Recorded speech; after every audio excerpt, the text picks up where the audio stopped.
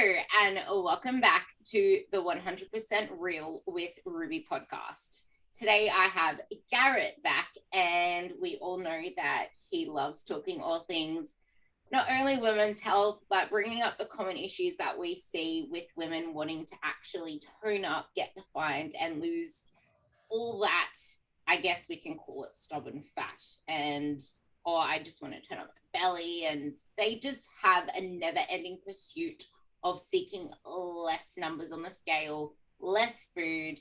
And I brought a case study to him, as well as some other client examples, just how women perpetually think that the less food they are on, the more results they're going to see.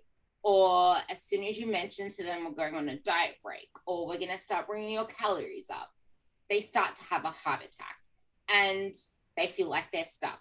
They feel like they're stagnant. They feel like they're not going to be making any more progress, because all of a sudden they're not starving. They're not eating bird food. And it's this, I don't even know where it comes from. It's like, you can tell them all the right things. They can see and feel the differences, but then they just get caught up in their own head again. And then it comes back to the scale. Oh, I need to step on the scale. Oh, I need to see the numbers going down. Oh, I actually just stepped on the scale today. I know I shouldn't have. Where is this coming from, and what can we do about it? And what is it that we should actually be focusing on to really, really see results and feel the results, instead of feeling like, we're a slave to just the never-ending pursuit of a smaller body and lesser numbers? Yeah, I mean, great intro. And I mean, I think the biggest thing is a majority of, I would say 98% of what you see in the media, etc., is a lie. And it was actually really funny. I'm gonna relate this right off the bat. One of my clients, Victoria, who has lost, I want to say like 120 pounds. She came to me, and, she'd already lost that, right? She'd already lost it, but she came to me looking to improve her skill set in the gym, put on more tissue, get stronger, be challenged, be pushed out of her comfort zone, and to continue her fat loss journey. And it's been quite the journey. It's been about 4 to 5 months that we've been working together. We built up her food quite substantially high, and her weight fluctuated like 5 pounds. That's it. I mean, it was a 5-pound fluctuation up.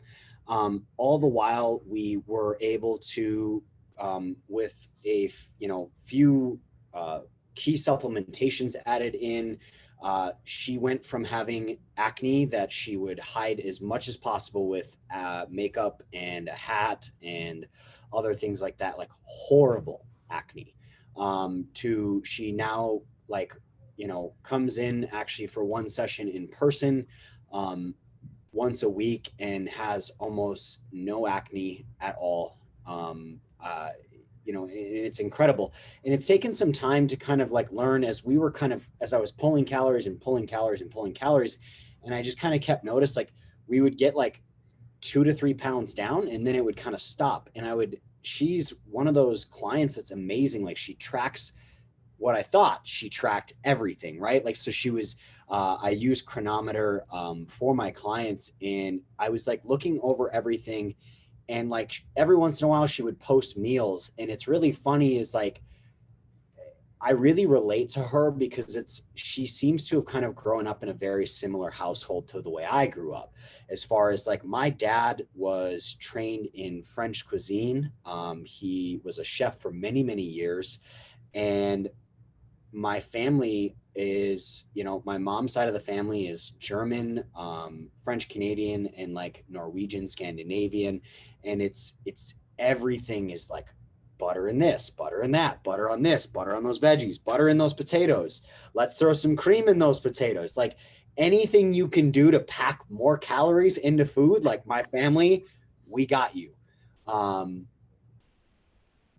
And what we were noticing is all of a sudden I was like, she'd always struggle to stay under her fats in general. And then I'm like, Victoria, like, are you tracking all of your fats? Like, are you sure? Because like, it just wasn't adding up. Like we had improved so many other variables as far as her health goes. And it still just wasn't like, it wasn't there, and we weren't seeing the trend. And I wasn't seeing any negative health markers. I wasn't getting any sort of feedback that she was like lethargic or having any low energy as I kind of continue to pull some food out.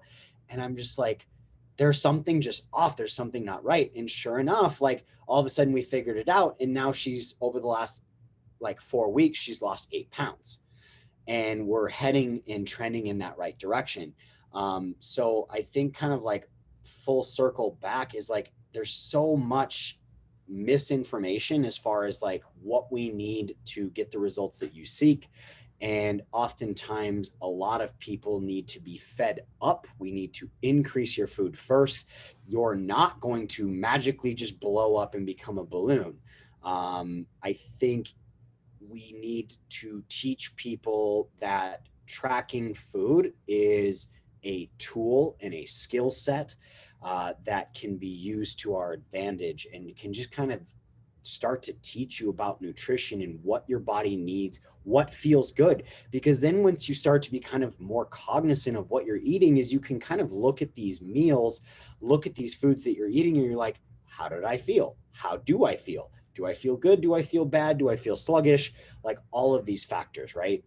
And I think I kind of accidentally lost one piece there as I tried to circle back. But yeah.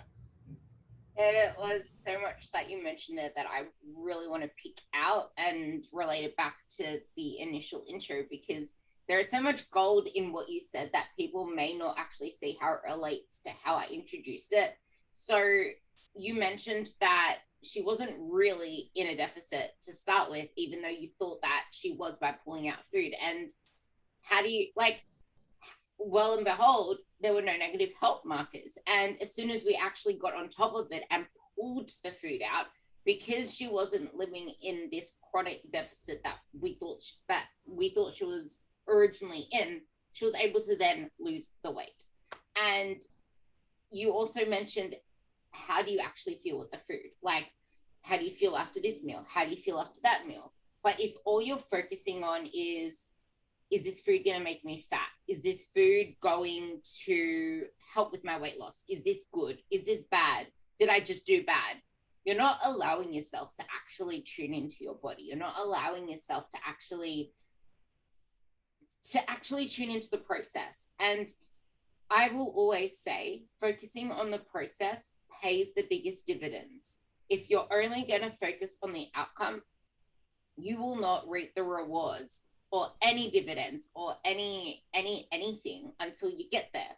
And how do you know that the price on the, let's just say that there's the outcome and there's a process on the ASX market, and how do you know that the price of the stocks didn't go down and you're actually not going to lose money on the outcome in the process? Because you're so focused on the outcome, who knows how long it's going to take to get there? Who knows what ups and downs you're going to go through to get there? And in that process, the price of it could have plummeted. There could have been friggin' a world catastrophe and the price went down because something happened in the process that threw you backwards. Or you've been dieting so long in that process that your metabolism is now fucked. Your hormones are now fucked. And we are going to talk about hormones and all that other stuff, because he also touched on the skin stuff. And something people really do not give enough credit to is how important nutrition is in impacting your hormones, how important drinking enough water is in impacting your hormones.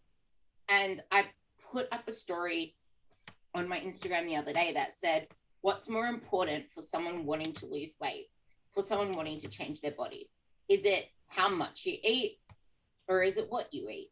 What should you focus on? And circling back to what media puts out there and all the misinformation, there is such a, it's either this or that. It's either black or white. It's only calorie deficit. It's only calorie quality, and calories don't matter. But it's like, what do you focus on? And I was always saying you need to make sure that you eat less. Calorie deficit back then. Now I'm saying no, it's actually better to focus on the quality of what you eat, but in a different way. Because if you focus on what you eat and adding things in, like adding in more veggies, adding in more water, you are going to, in effect, eat less. But if all you're focusing on is eating less, you are going to come into it with this mindset of, I am dieting, I need to lose weight. I'm not focusing on anything else except getting smaller. So I guess circling back to you, 12-week photos, these before and afters, this stuff that social media puts out there, what detriment have you seen it having on so many women? And what, I guess, what problems have you seen women coming to you with, coming to other coaches with, because of this perpetual, like, pushing out there of eat less, you need a diet, you need to do 1,200 calories, you need to cut out carbs? What is it doing to these women? I mean, they get to, it just depends, right? Like, so some women get to a point and they have a strong enough intrinsic motivator inside their head to where they push the boundaries and the absolute limits, and their bodies have learned to function off of that small amount of calories, right? 1,200 calories. There are some of them out there. I've seen them. I've met them, and they truly, when they tell you that they eat 1,200 calories and they can't lose weight, they truly can't. They've, at that point, their metabolic adaptation has reached a point where it is shut off certain things. And everyone's physiology is going to be different. So everyone is going to experience different symptoms, whether it be dysregulated bowel. So they're going to have problems with digestion, which in turn can cause, the second you start having issues with digestion, it can cause hormonal backup, because that is how we excrete waste products, including hormones. It's, part of the way the body is supposed to function.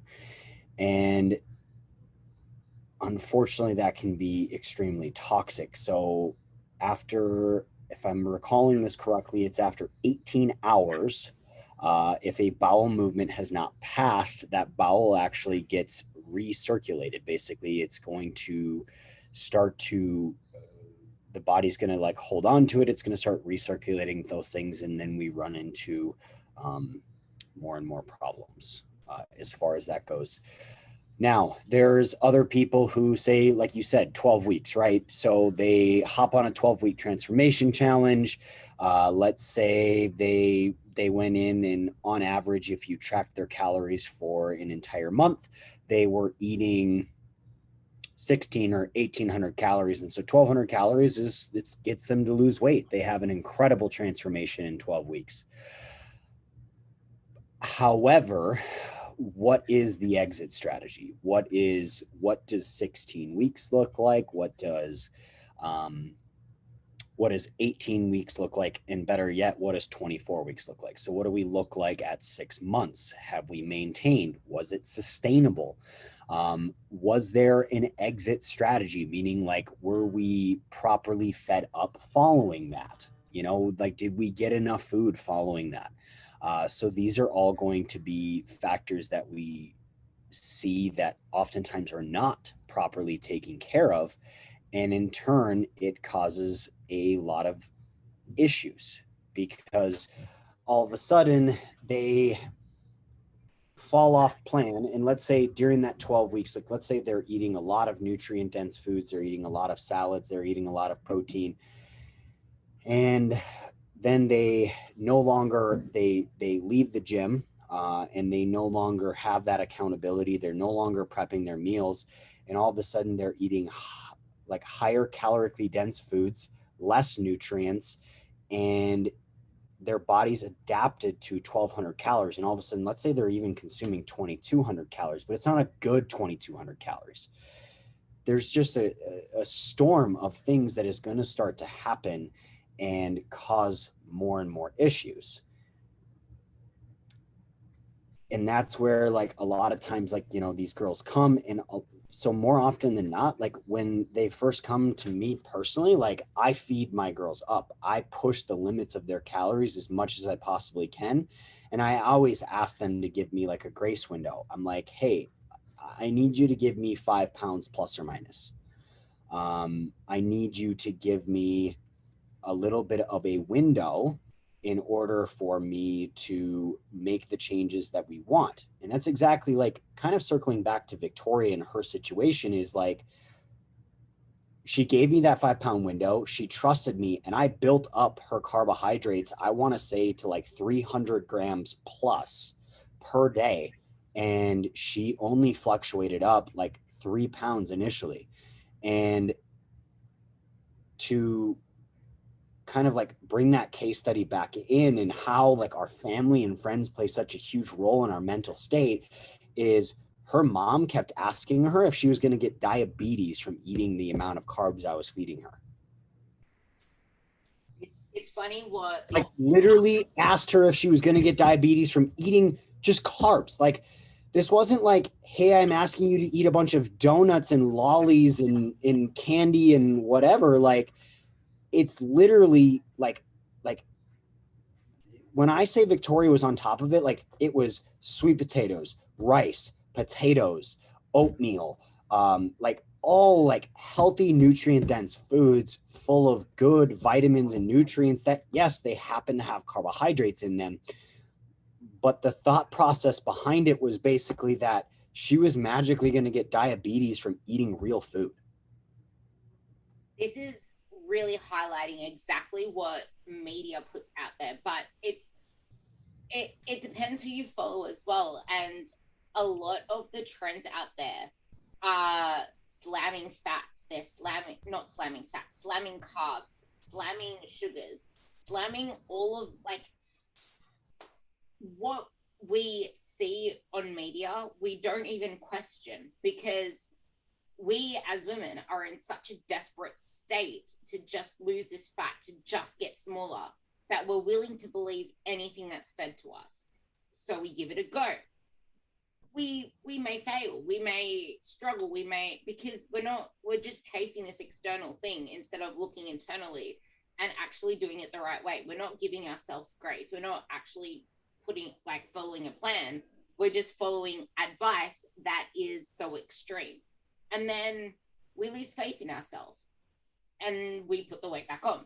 And then we see another one, we grab it, and it's saying, don't have any carbs or add butter to this. And then you start putting on weight because, like Garrett said, you're adding a lot more calories and fats to your meals without even realizing, because calories don't count, remember. You just need to add this in and you're going to lose weight.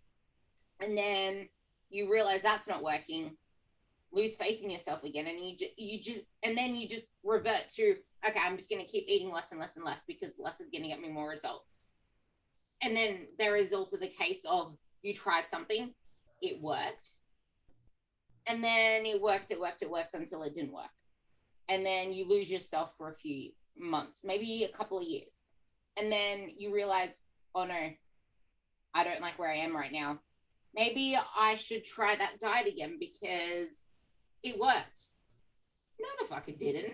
It did not work, because if it worked, you would keep doing it. You need to find something that actually fits into your lifestyle. You need to actually find something that you can make part of your lifestyle, that's easy to fit as part of your lifestyle. Like, okay, I'm going to take back the easy. Nothing is ever easy at first. You need to work at it, and you need to take the small steps. Now, Garrett said, what is the exit strategy? What is the exit strategy? That's the thing. No one ever thinks about the exit strategy, because it's not giving you immediate gratification.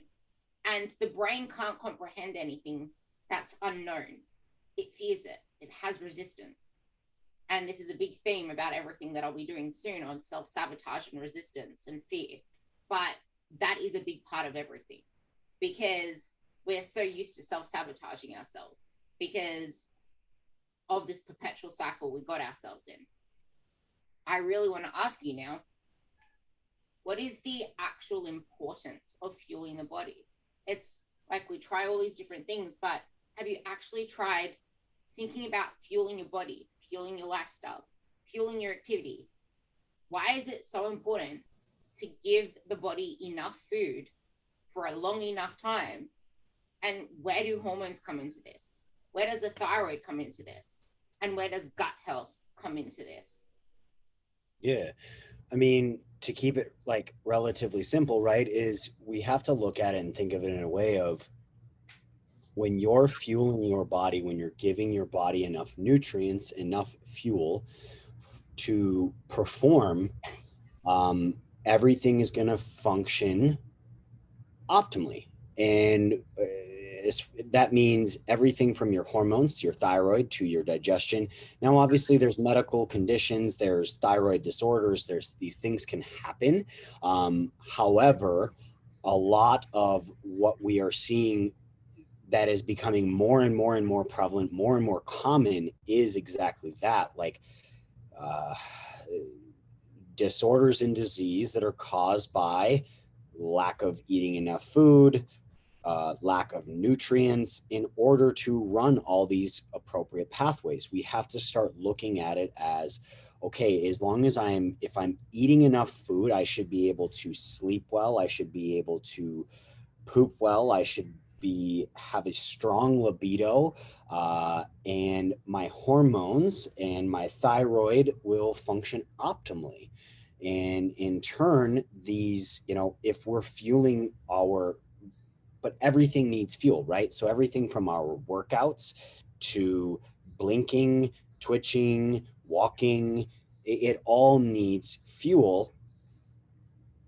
And there is something to be said about, yes, do we sit at a desk more often than not? Yes, but that's also, we need to talk about people who work from a desk a lot is get up and move. Like, I don't care if it's even 3 10-minute walks a day. If it's 3 10-minute walks plus 5 minutes of like kettlebell windmills and, some jump rope, like do something to move your body. And you would be amazed at how much better you feel. And the last one is like top three, right? Move, uh, get up from your desk, and then sunlight is like get outside and get sunlight in, get natural vitamin D, get those sunlight to the back of your retinas. It's something that I drill into my clients all the time, is the importance of that. And it's always funny, is like some people will get it and they'll send me direct messages of like, oh my God, I feel so much better. Like I'm sleeping better. I'm waking up feeling more refreshed, blah, blah, blah, blah, blah. Some people don't, and you'll just kind of see it in blips in their check-ins. Like all of a sudden they'll be like, yeah, like my mood is really a lot better. And I've been really nailing my walks. And I'm like, yeah, weird. It's like those walks there. That's not to say that walks replace cardio, right? It's not to say that walks can replace cardio, because we do need strong cardiovascular health. We need a strong heart, and we need to kind of push those limits, but it can play a huge role in optimal function, for sure. I want to highlight that bit. Walking is not cardio. Never, never put walking and cardio in the same thing. Cardio is short for cardiovascular training. If walking does not, well, I guess if you are starting off at a really poor, if you're very overweight, now, yeah, there's a caveat. If you're very overweight, like I once was, believe me, going for a walk is cardio. I was listening to someone saying that walking used to jack their heart rate up to 140. Now that is cardio because your heart rate is staying elevated for a long period of time. And you'll adapt to that. You will actually start to find that less and less strenuous. So you can make it harder by getting on a treadmill and putting it on an incline, or getting on a bike and like putting up the resistance. Like, well, I guess that's a bike, that's not walking. So I take that back. We're talking about walking. You need to, I always say, and I know that the number's around 8,000, but I always say aim for 10,000 steps because walking is massively underrated. If you can, aim for 12,000.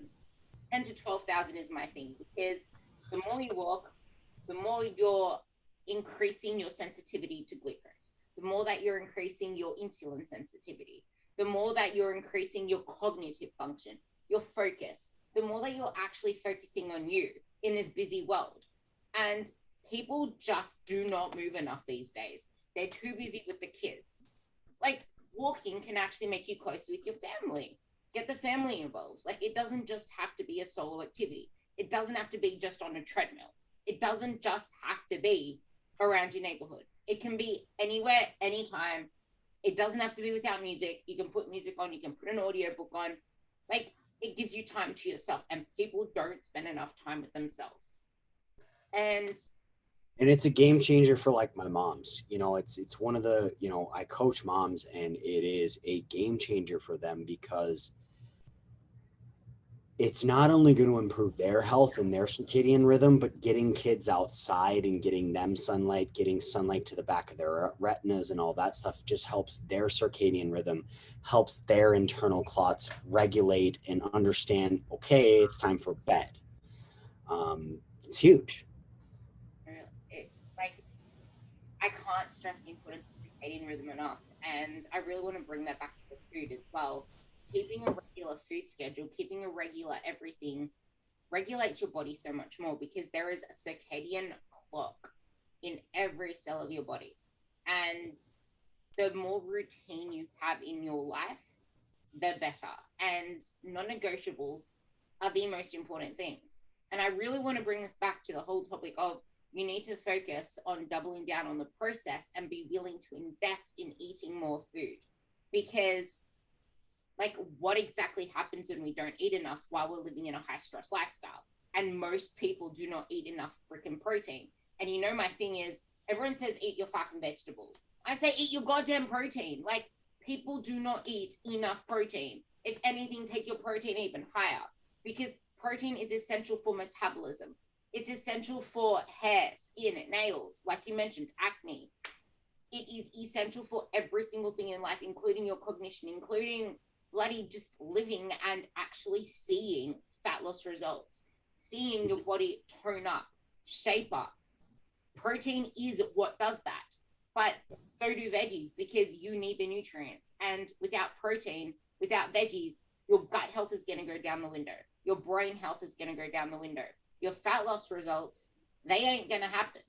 But what like, why do we need to eat enough and make sure that a lot of that is quality protein and quality veggies?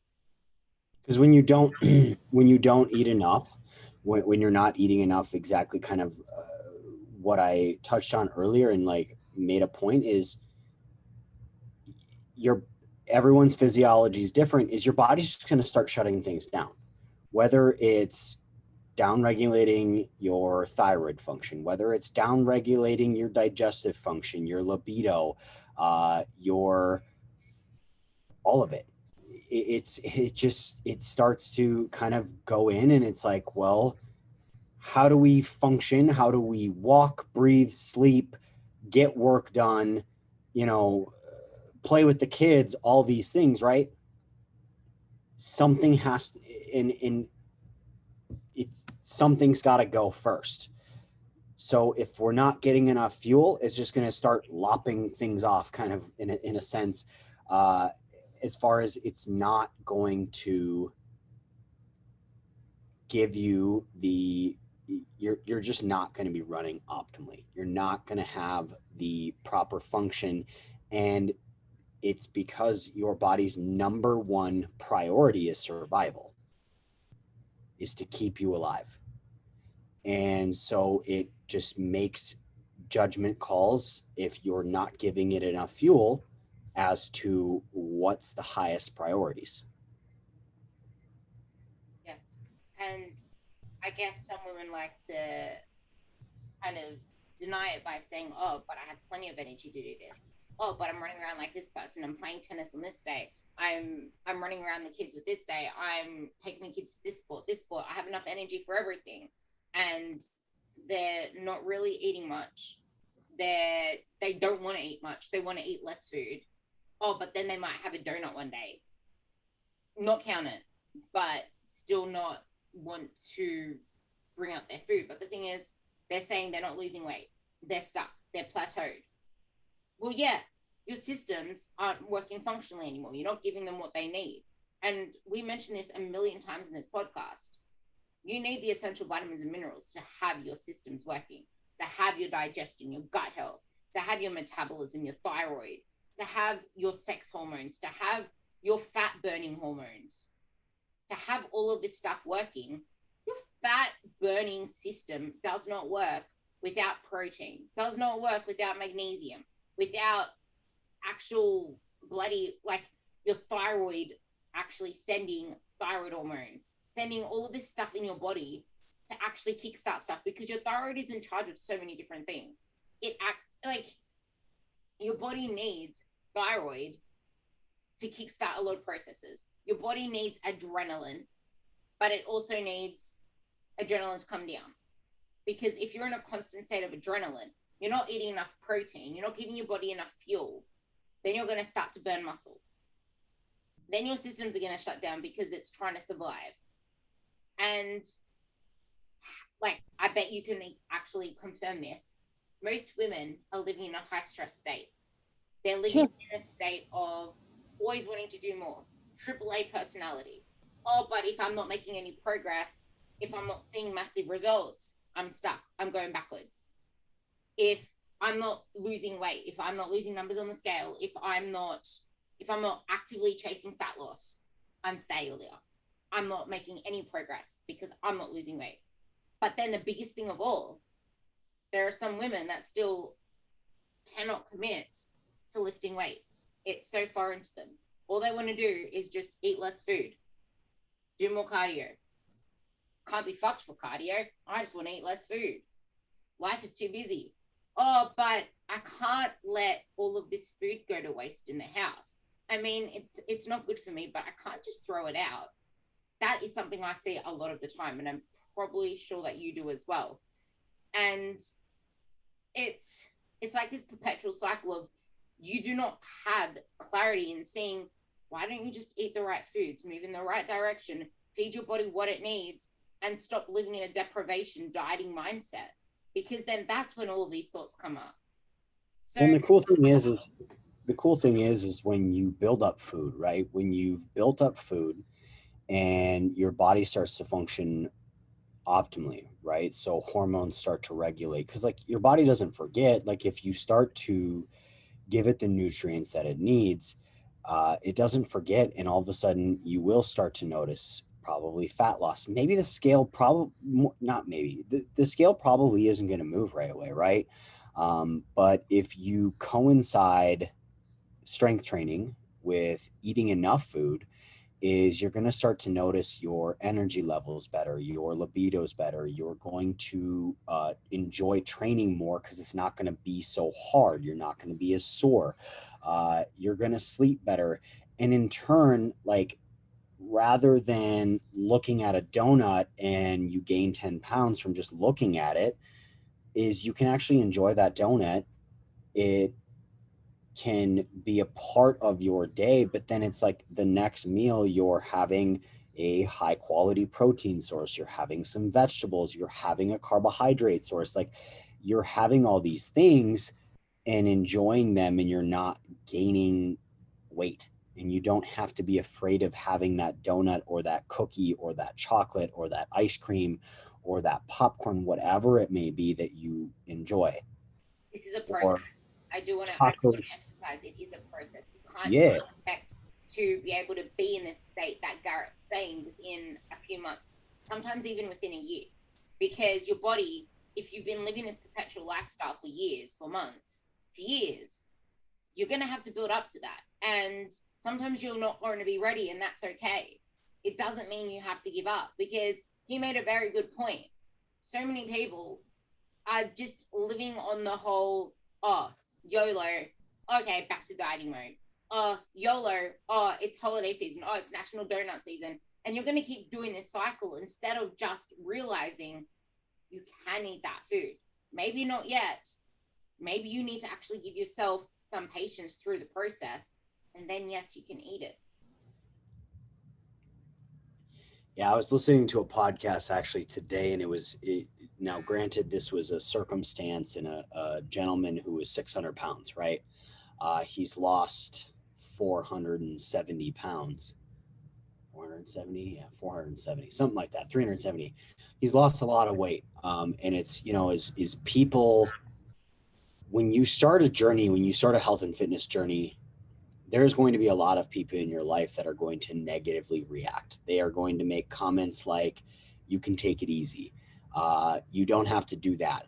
And the problem is what people don't realize is, especially like for me back home, like, so I moved to Arizona, I moved 1,200 miles away from home. And so for me, being back home is living where I grew up, etc.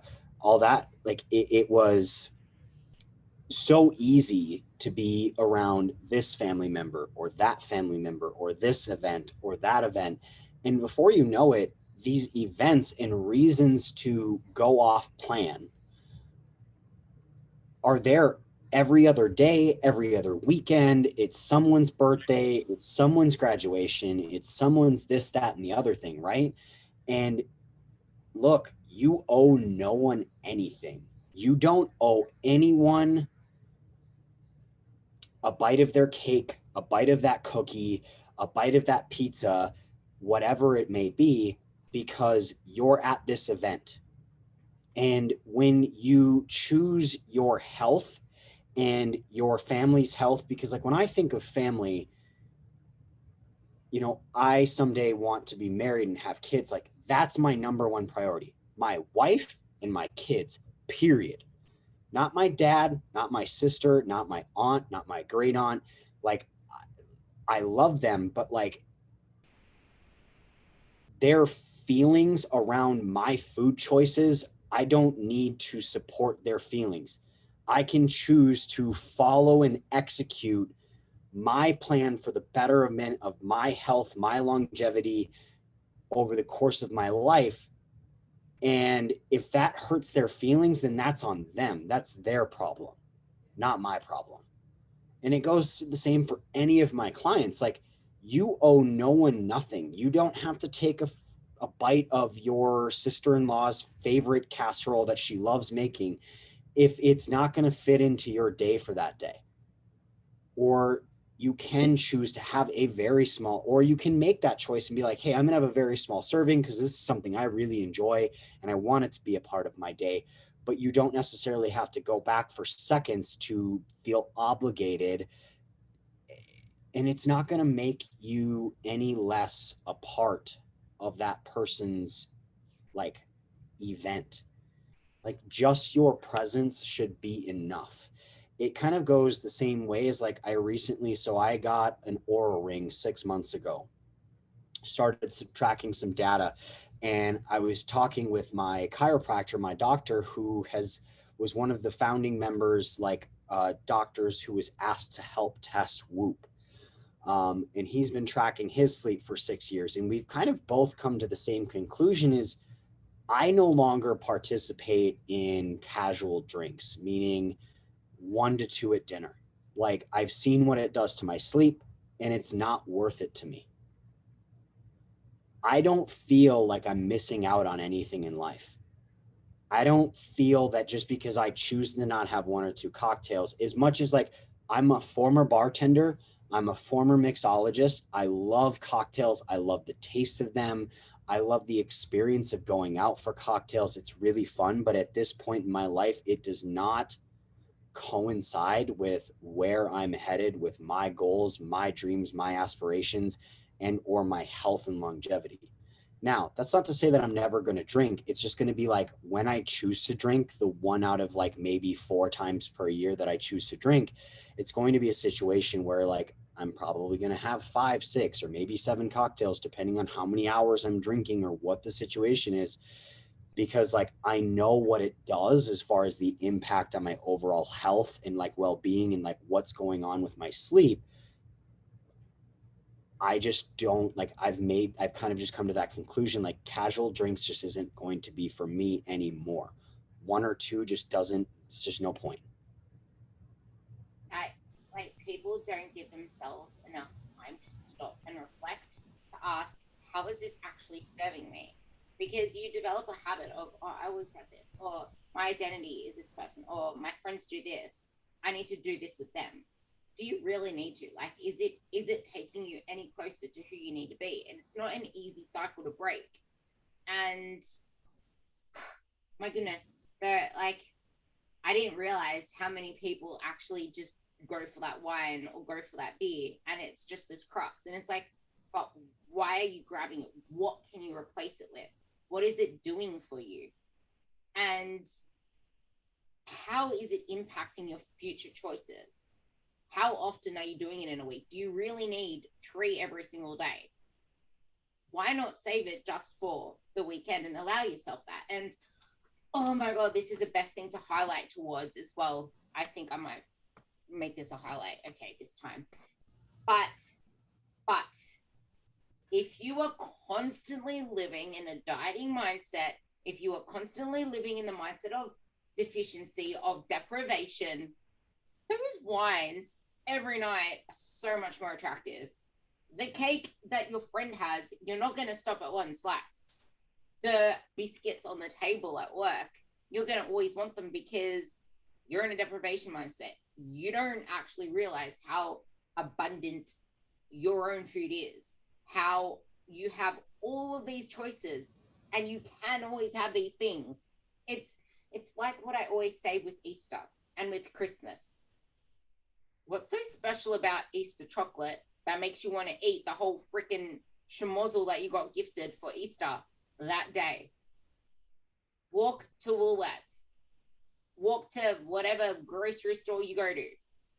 You don't even have to go to the chocolate aisle. You walk in and there's chocolate everywhere in the first sight shelves because it's $1 a bar. You can grab one, walk in, even at the checkout. Oh, I didn't buy any chocolate. Oh, look, I can grab a chocolate. There's chocolate all year. It's not just for Easter. It really isn't. And same with hot cross buns these days. I saw hot cross buns on the shelf the other day, and it's friggin' September, August. Like, it is always going to be there. It is not a one-time thing.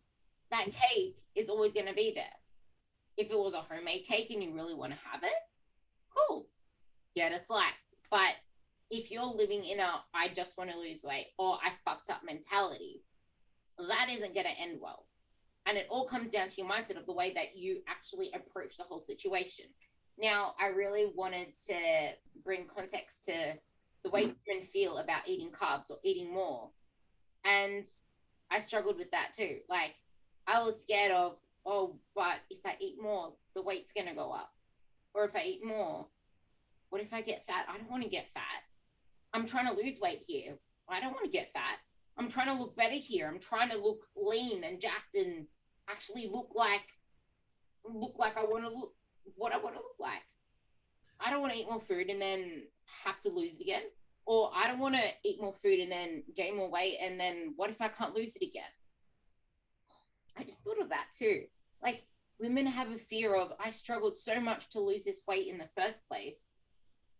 This thought just came to me. Isn't it true? Like, when women come to us or approach any diet after failing so many times, even though failure isn't bad, it's teaching you, okay, try a different approach.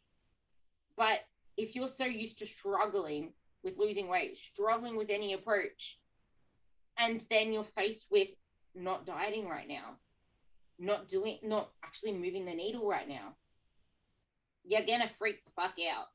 Because what if I fail again? What if I struggle again? What if I can't lose it this time? What if I put on too much weight? And guess what? If I add another 50 grams of carbs to my diet for the next couple of days, the scale weight's going to go up. Why?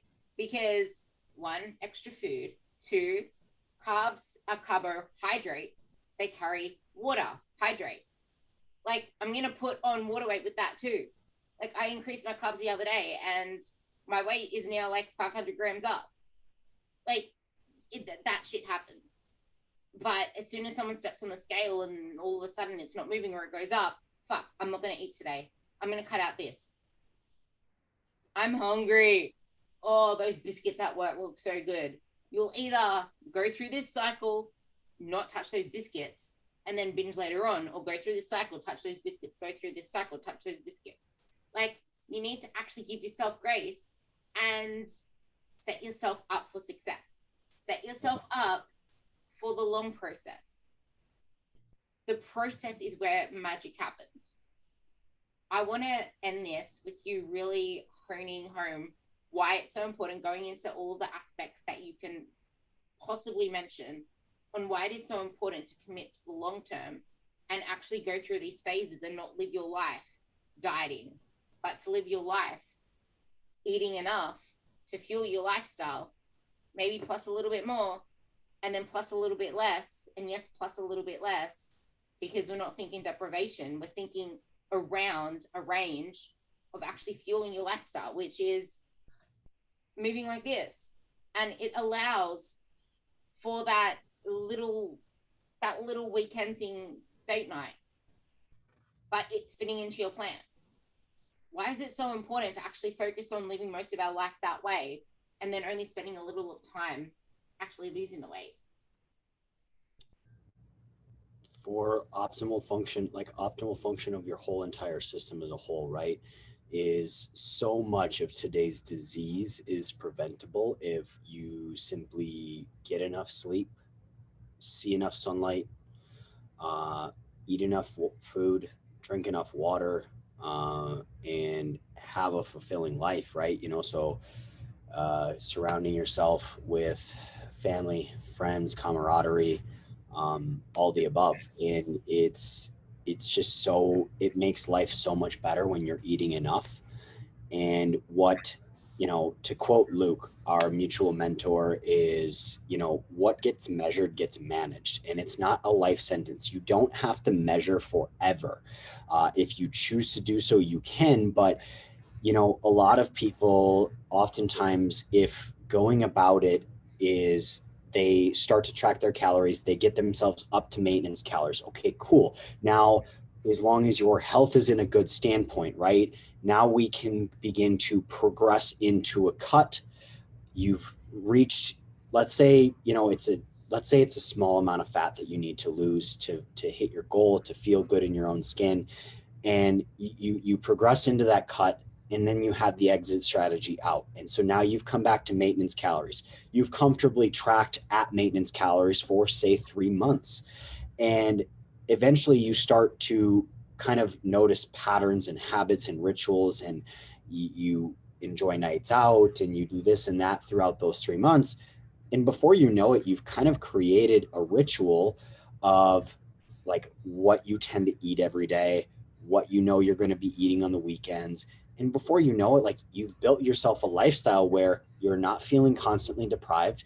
You enjoy that glass of wine for date night. You enjoy that donut or French toast on Sunday brunch.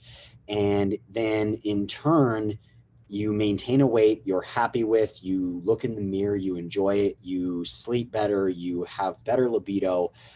And before you know it, like, all of a sudden you can go more towards like that, intuitive approach to eating, and you don't have to stress anymore because you've built an education. Like, let's look at tracking and measuring as a education tool. You're teaching yourself a skill set that will serve you for the rest of your life.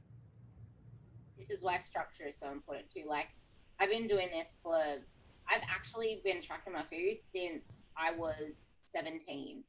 And I still track my food to the gram. Like, it's something that I will always do. It's not like you said, what gets measured gets managed. But to me, life is so unpredictable. There is so much out there that we cannot control. Who knows what the hell is going to go on?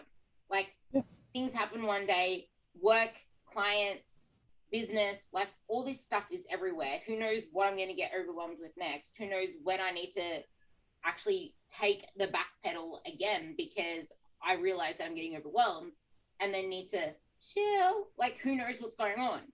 Where I find that having control in two aspects of my life, making sure that my food is regimented, making sure that my training is regimented, I'm free. I have freedom. To me, that is living life because I don't need to worry about all that other stuff. I don't need to stress about what I'm eating like most people do. It's all there. But like Garrett said, you learn through this process. So you will also know, okay, so I'm meant to have eggs on toast for this meal. Just pulling something that's easy. I don't feel like eggs today. I don't feel like toast today. What can I swap it with? Toast, rice cakes, potato, eggs. That's fats, that's protein. I can go with cheese, mozzarella. I can go with some cottage cheese with some added seeds. I can go with some tuna with some added any type like avocado. You can pick something close, even though avocado does come with some carbs. Hey, there's toast. You can just have like fit it. It doesn't need to be so strict. And you'll realize that over the process of gaining trust in yourself.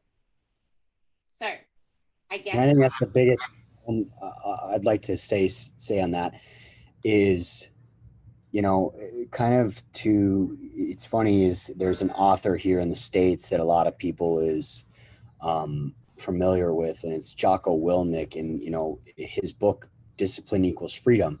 And it truly is. Discipline equals freedom. And, you know, one of the most incredible things you can do for yourself is tracking food. And what you said is like, you, in the long run, it ends up allowing you freedom. It allows you peace of mind because you just have a general idea of like what's going on, what's going into your body. So, you know. Discipline equals freedom. Discipline equals self-care. Discipline is so like it's harped on about in such a negative way, but it is probably the most enlightening thing that you can do for yourself because we lack so much discipline in our lives and so much like we think we are, but we're not. And that's why we feel so overwhelmed. We don't have that structure. I guess I want to actually end this on the whole discipline equals freedom thing. If you could give 3 pointers or 3 anything around discipline, around consistency, around focusing on the process, what would it be? So, being the conversation we just had, number 1, find maintenance calories, go there and stay there for 3 to 6 months. You'd be amazed at how incredible your body can feel. Number 2, eat in a relaxed state. Chew your food. Make meal times a non-negotiable. I don't care what you do for work. I've trained everything from high-level CEOs to busy moms. It can be done. And if you think that you have special circumstances, you don't. There's another person out there that is truly busier than you. Stop making excuses. Number 3 would be start one habit, start one thing that you want to do for yourself, whether it be brushing your teeth every day, whether it be, it can be as small as just tracking your breakfast every day. Maybe that's where you start. You start tracking your breakfast and you become more cognizant of what you're eating in the morning and fueling your body with and let that compound on itself. The more, if you can follow one thing or read 10 pages a day, you would be amazed at if you just continue to make that progress. Is if you add in one thing that you do every single day, it's a non-negotiable, whether it be brush your teeth, whether it be read 10 pages, which Andy Frisella 75 hard, like that's kind of his thing, but it's just kind of like in the back of my mind, like when you actually start building trust with yourself, you'd be amazed at what can happen. When you develop confidence in yourself, when you build trust in yourself, the world is your oyster. Such a powerful note to end on. So I guess that is the end of this amazing podcast. And I hope you got some gems from it. There were some pretty important things that you can link together from like the beginning to the end, and really see how important it is to stop focusing so much on just chasing the scale weight, chasing eating less, trying to do more, and actually see all these other things that are so much more important to focus on. Where Garrett mentioned sleeping, he mentioned digestion, he mentioned actually feeling good in your skin, actually understanding how you feel with each meal, actually enjoying a wine with your husband, a wine with your wife, a wine with your family. Like, it's that one. It's not constantly having wines every single night, because then it's not going to be something that is as enjoyable, because if you have it all the time, it's not something you can truly be like, I feel good and relaxed. So develop confidence in yourself, build trust with yourself, be okay with being at maintenance, be okay with not always seeing the scale go down, be okay with not chasing fat loss, because a lot of the time the scale ain't going to move. A lot of the time the scale's going to go up, but you feel better. You actually look better. Your body is actually shaping up more. You're losing the stress and inflammation. You're losing a lot of negative things that are happening in your body, and you're gaining a lot more. You're gaining mental, physical, and physiological, aka health, back. So I guess that summarizes everything that you're all about. You'll find him at Intentional Strength, and because intention is the hallmark of everything, do what you do. Everything. Train with intent. I mean, there's just no point. Like, if you're coming to a gym, and that's kind of just obviously the biggest thing, what stuck out to me is that word was brought up to me actually quite frequently by someone near and dear to me in the first year that I actually lived in Arizona, and that's kind of how the name came about. And it as that word kept getting brought up, it just kind of kept reminding me like how I trained. And it's always in with the purpose of training with intent, not to just go through the motions, not to just lift for 10 reps. Like, it's training with intent, training with purpose, and understanding that there's a very big difference between walking in and working out and training with intent. Live life with intent. Yep. I love it. So thank you for coming on. I will put Garrett's Instagram below, and he actually, please watch the stories that he posts, because he shows women lifting heavy ass weight and they do not look like Arnold Schwarzenegger. Women, lift your goddamn weights, eat your goddamn food, and be happy. Love life. And I will see you all next time. Thank you guys. Appreciate it. Have a good one, Ruby.